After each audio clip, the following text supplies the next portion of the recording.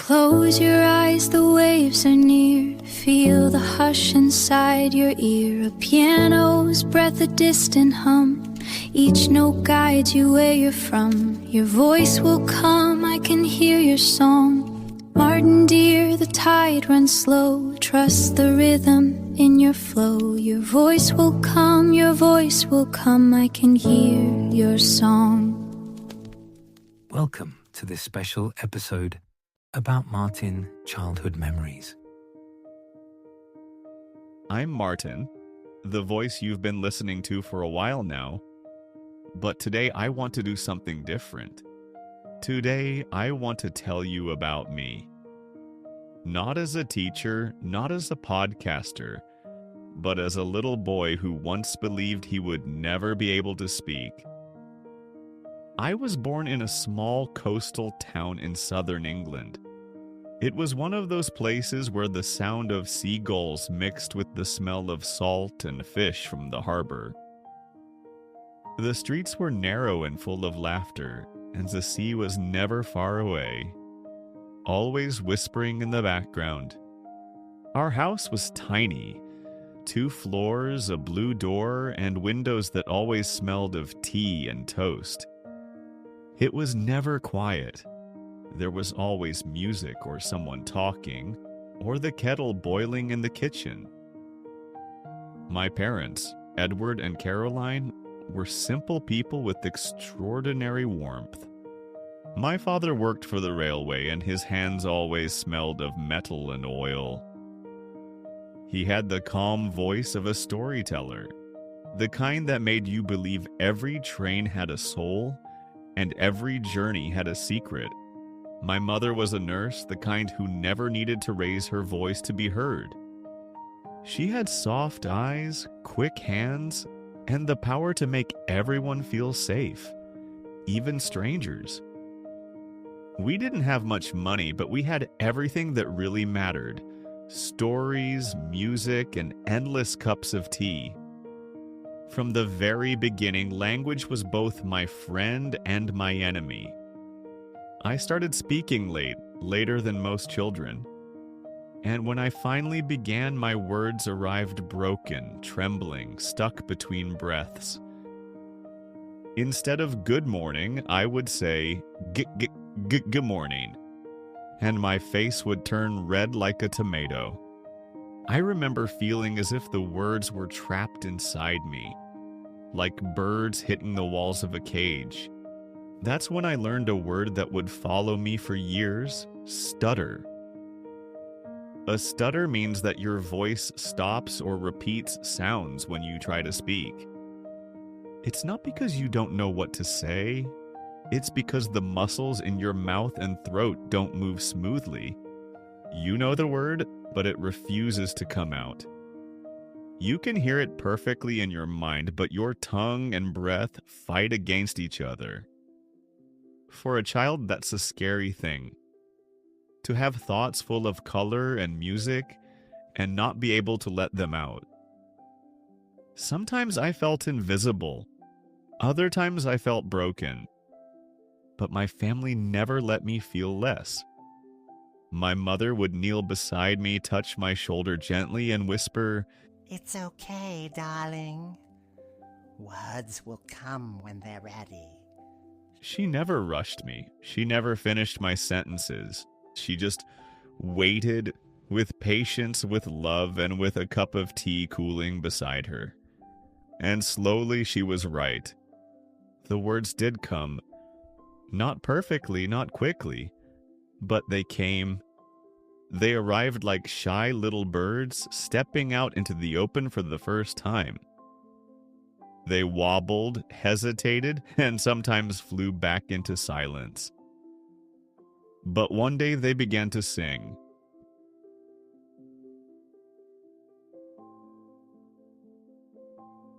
Grandparents and accents. I was lucky to grow up in a family that sounded like a small orchestra.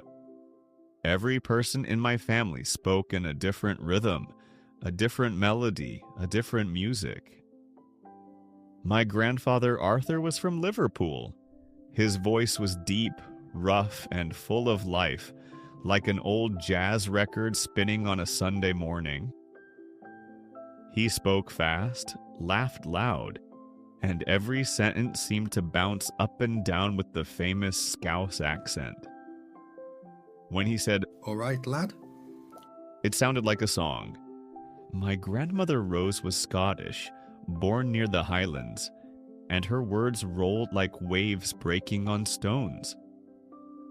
She used to tell me stories of the North, castles, ghosts, and endless rain. When she laughed, her R's danced in the air. Sometimes I didn't understand every word, but I always understood the feeling. That was my first lesson about languages. You don't have to understand every word to understand every heart. Then there was Uncle George, my father's brother. He had lived in Ireland for years, and when he came to visit, it felt like a festival. His accent was musical, light, rising, and falling like a violin. He called everyone "my friend." and had 1,000 stories that always ended in laughter. He could imitate anyone, the postman, the baker, even the queen. Every Christmas, when we all sat together in my grandparents' living room, it was like sitting inside a symphony. One voice high, another low, one quick, another slow. I used to close my eyes and just listen. It was better than television. It was language as music. And even though I was a child, quiet, shy, still fighting with my stutter, I loved those sounds. They were proof that there were many ways to speak, and all of them were beautiful. In our family, no one corrected your accent. No one said, "That's wrong." Everyone just spoke, and the room filled with melody. Looking back, I think that's when I started to fall in love with language. Not the grammar, not the rules, but the voices. I began to notice that the same word could sound completely different depending on who said it. Tea, for example, my grandmother said it. "Tay." My uncle said it. "Tay." My mother softly said it "Tea, love." like a small kindness in a cup. That's when I realized something magical. Language wasn't fixed, it just was alive. It could sing, dance, and change shape depending on who you were. Maybe that's why, even though I struggled to speak fluently, I was never afraid of sound. I was surrounded by people who treated speech not as a competition, but as a kind of art. My grandfather used to say, "Don't worry about how it sounds, lad. Just make sure it's true." I didn't understand it then, but I do now. He meant it's better to speak with heart than to speak perfectly. That sentence, I think, became one of the invisible rules of my life. Even now, when I teach English, I still tell my students the same thing. Don't aim to sound perfect. Aim to sound real. The piano and the Close your eyes, the waves are near. Feel the hush inside your ear. A piano's breath, a distant hum. Each note guides you where you're from. Your voice will come, I can hear your song. Martin dear, the tide runs slow. Trust the rhythm in your flow. Your voice will come, I can hear your song.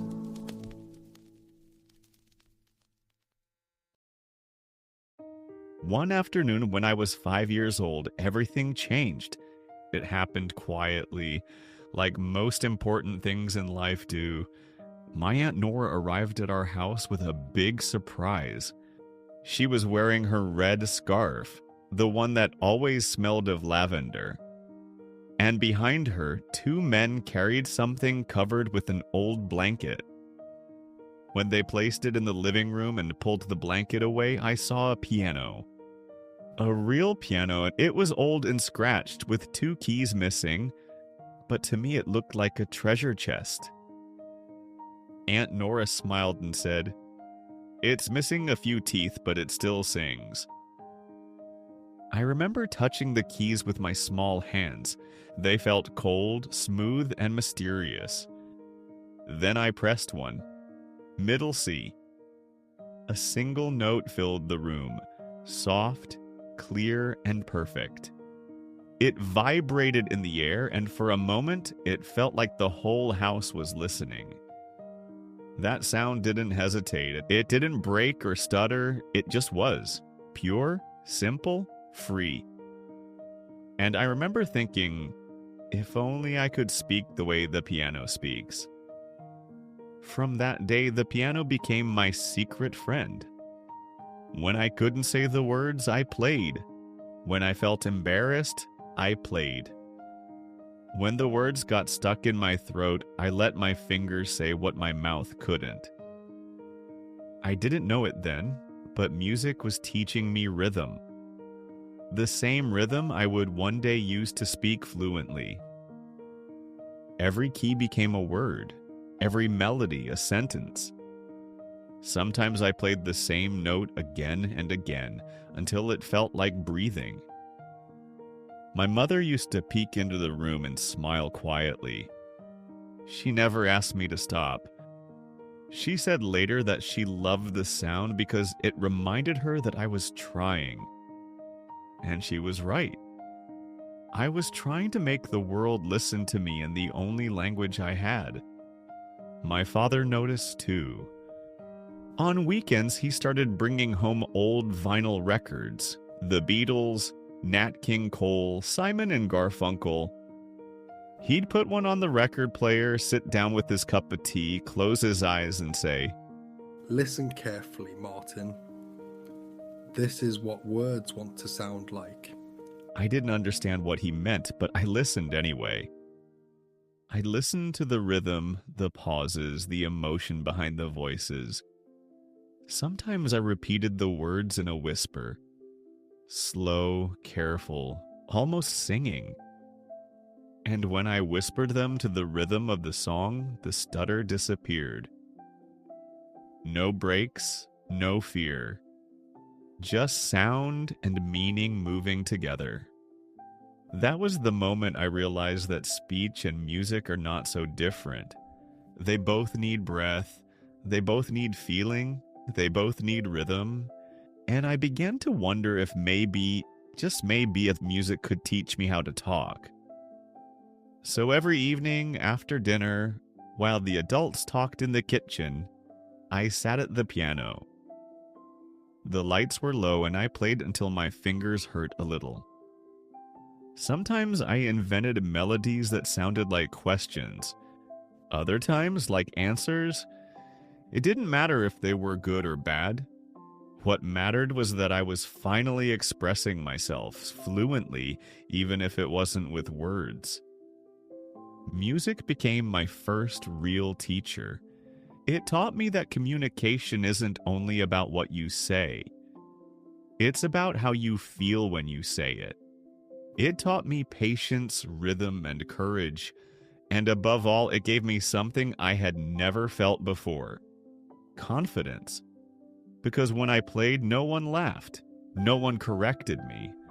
No one waited for me to finish a sentence. The piano didn't care if I hesitated. It just listened. And for a boy who couldn't always find his voice, that was everything. The day of the poem. School for me was never easy. I liked learning, I really did. But words scared me. Every day began with the same silent prayer. Please don't make me read aloud today. Because reading aloud meant stuttering aloud. It meant hearing my voice break in front of everyone. It meant seeing the teacher's kind smile turn into quiet pity. And it meant hearing the giggles that children can't always hide. One morning when I was 7, our teacher, Mrs. Collins, said we were going to have a poetry recital. Each of us would stand in front of the class and read a short poem. The word recital sounded beautiful, but also terrifying. It meant standing up. It meant speaking. It meant no piano to hide behind. I remember holding my paper so tightly that it started to shake in my hands. The poem was short, just 4 lines. It began, "There once was a boy who dreamed of the sea." I had practiced it at home. I knew it by heart. But when Mrs. Collins called my name, "Martin Brooks, please," my heart started beating so loudly I could hardly hear her voice. My legs felt heavy like they were made of stone. The classroom suddenly seemed too bright, too quiet.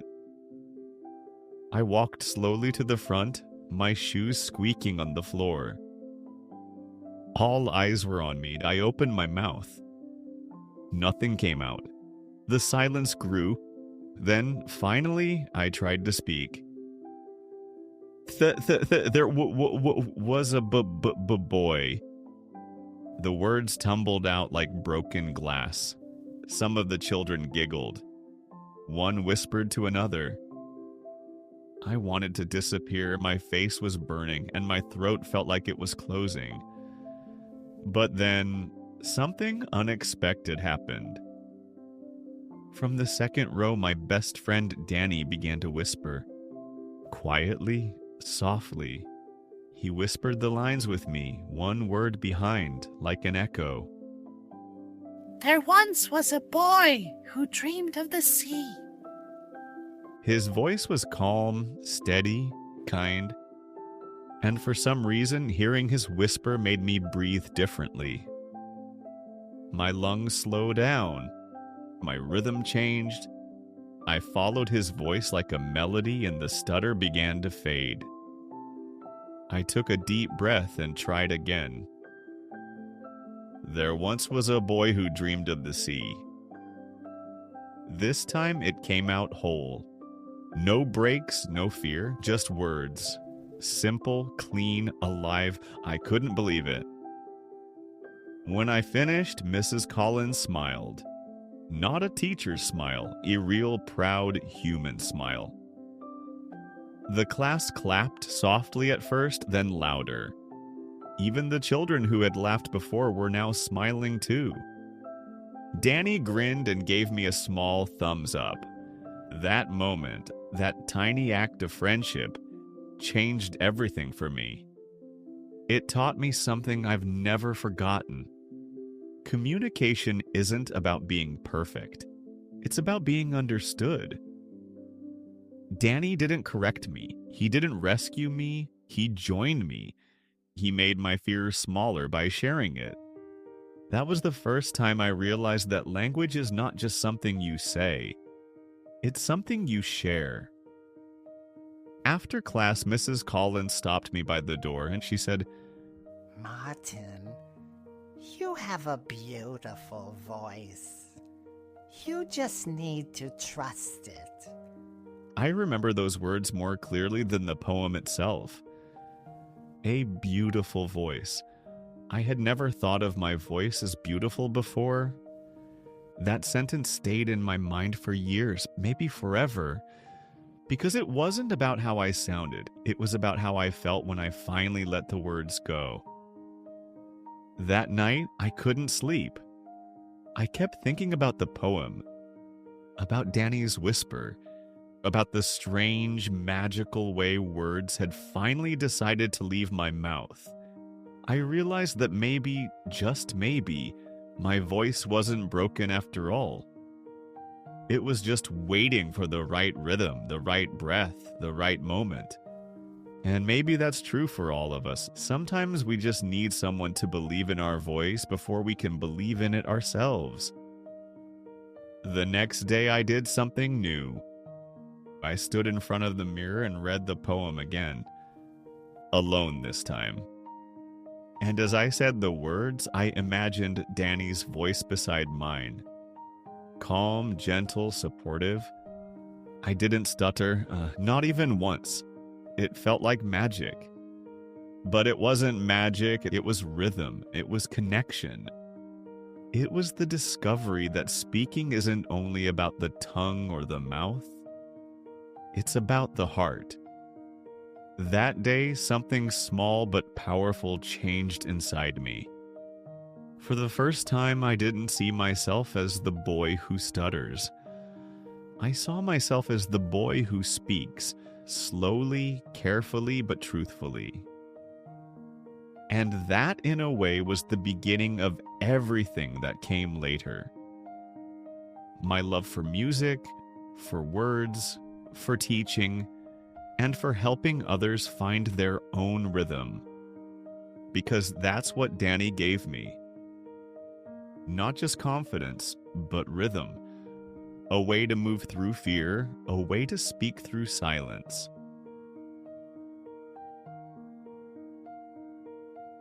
Summers at the seaside.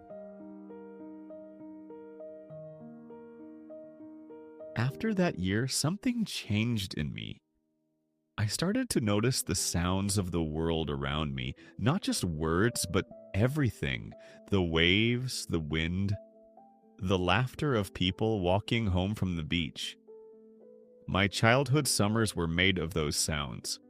Warm days that seemed to last forever. The sky so bright that it almost hurt your eyes. The taste of salt on your lips after running too close to the sea. The sticky feeling of ice cream melting faster than you could eat it. Those were the days that built the rhythm of my life. Every summer, my grandparents came to stay with us for 2 weeks. They always brought stories and too many suitcases. My grandfather Arthur carried his fishing rods and an old tin box full of shiny hooks. He said, You can learn a lot from the sea, lad, if you know how to listen. I didn't understand him at first. To me, the sea was just noise. Loud and wild. But one morning, while we sat quietly on the pier, I started to hear it differently. There were patterns in the sound, long waves, short waves, moments of silence. It was like breathing, and I realized everything in life has its own rhythm. Even the ocean pauses between words. My grandmother Rose was the opposite of quiet. She talked from sunrise to sunset. While my grandfather fished, she set up picnics on the cliffs. She always packed too much food, sandwiches, apples, cakes, and somehow everything tasted better in the wind. She told me stories of her childhood in Scotland, hills covered in fog, long winters, and Cailleith dances that lasted all night. Her voice was like a movie in my head. When she spoke, I could see what she was saying, and sometimes when the wind was strong, her words almost floated away before they reached me. That's when I learned to listen carefully, and not just with my ears, but with my heart. Aunt Nora came every summer, too, the one who gave me the piano. She always wore colorful scarves and sang while she cooked. Even the most ordinary afternoon became music when she was around. She taught me that art wasn't just something you made. It was something you lived. When she played guitar, everyone stopped talking. We just listened. The sound carried over the cliffs and disappeared into the sea. I used to think the fish could hear her. Maybe they could. Sometimes in the late afternoons, my cousins and I built sandcastles so big they looked like real cities. We gave them names, Martintown or Seagull City. The waves always destroyed them by morning, but we never cared. That was another lesson from the sea. Nothing beautiful lasts forever, but that doesn't mean it isn't worth building. At night, when everyone else went inside, I liked to stay a little longer on the beach. The air was cooler then, the world quieter. I could hear the sea breathing in the dark, calm, endless, patient. Sometimes I sang softly to it, songs I had made up, half words and half notes. It was my secret language. No stutter, no fear, just sound and peace. Those nights made me dream of other coasts, other voices, other words waiting out there in the world. My father would join me sometimes, sitting quietly beside me with his cup of tea. He didn't talk much. He never needed to. He was one of those people whose silence felt full, not empty. He would point to the horizon and say, "Somewhere out there, someone is watching this same sea right now." I remember thinking that was the most magical idea I had ever heard. That I was connected to someone I didn't even know, just by looking at the same ocean. Maybe that's why, even today, when I teach languages, I feel that same connection. Every new word is like a wave. It travels, it reaches, it connects. Those seaside summers were my classroom, long before I ever stepped into a real one. They taught me everything a teacher couldn't. Patience, curiosity, the art of listening, and the quiet truth that everything in life, from a sentence to a song to a friendship, moves in rhythm. If you listen carefully, you can hear it. The sound of life itself speaking to you.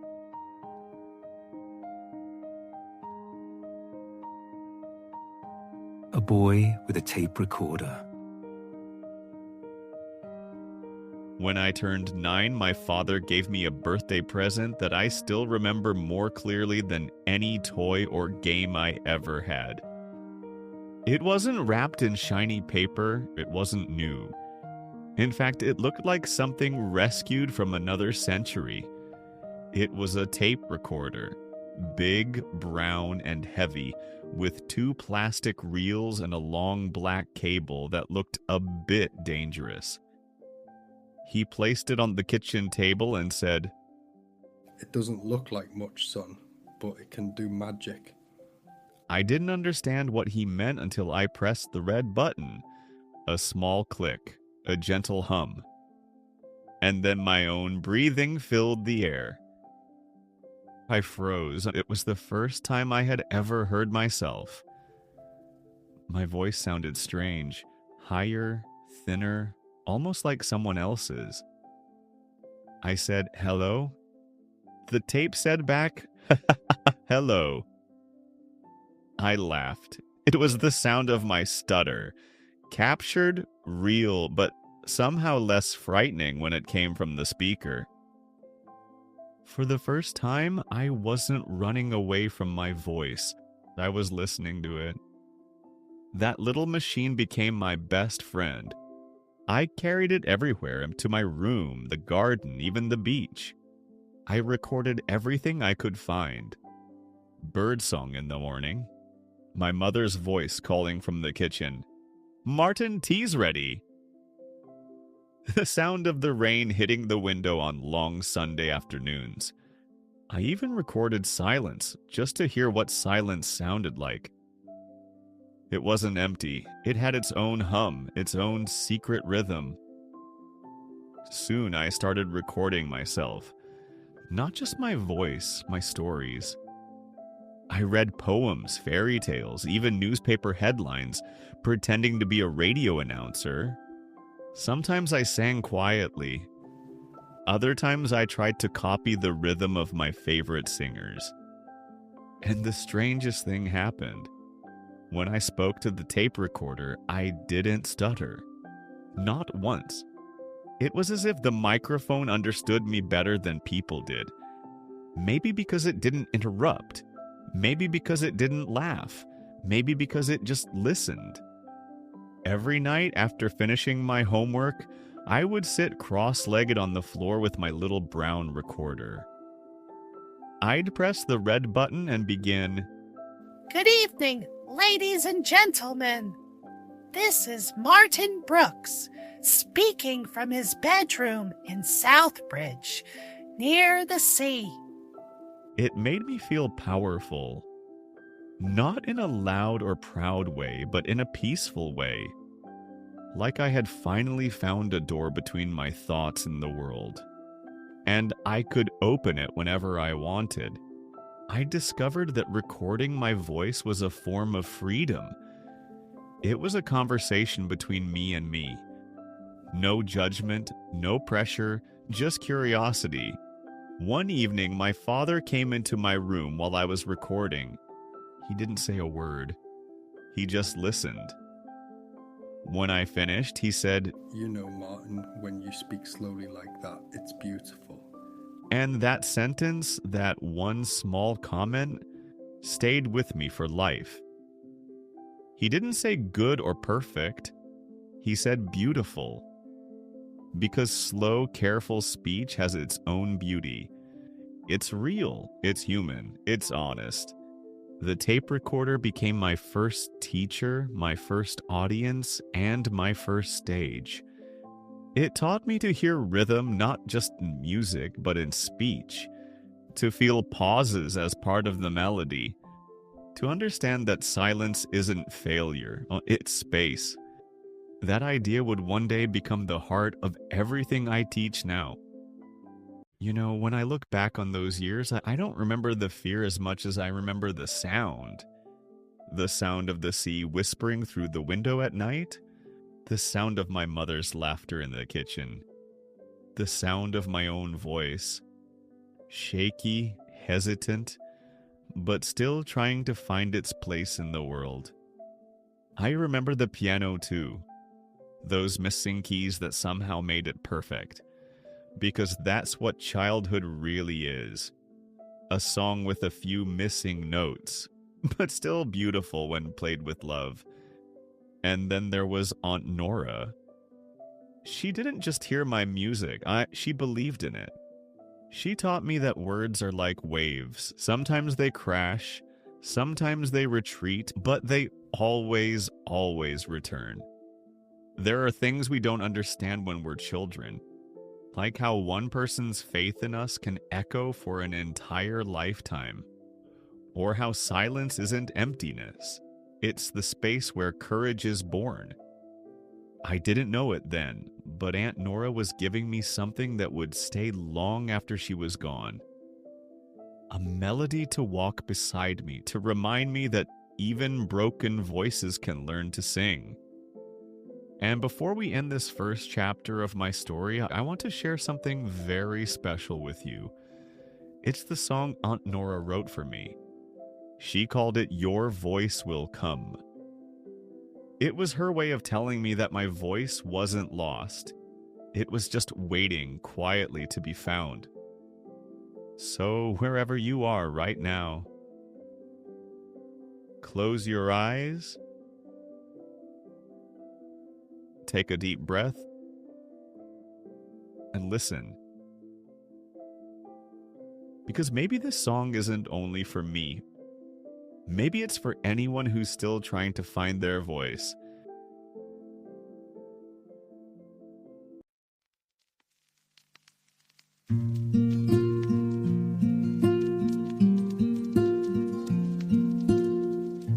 Hush now, little heart by the shore. Breath in calm, let the waves restore.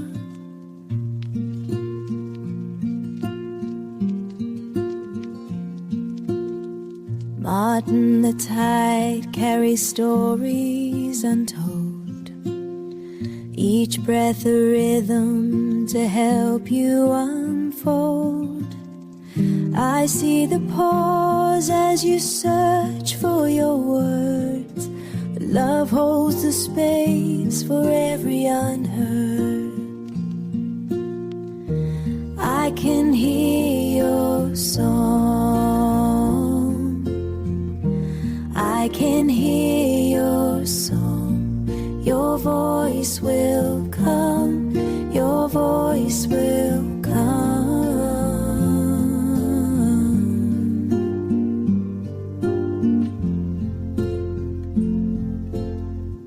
Step by step on the shoreline you grow. Each gentle note helps your courage to show. The sea sings patience with every crest. In music and love you find your best. I can hear your song. I can hear your song. Your voice will come. Your voice will come.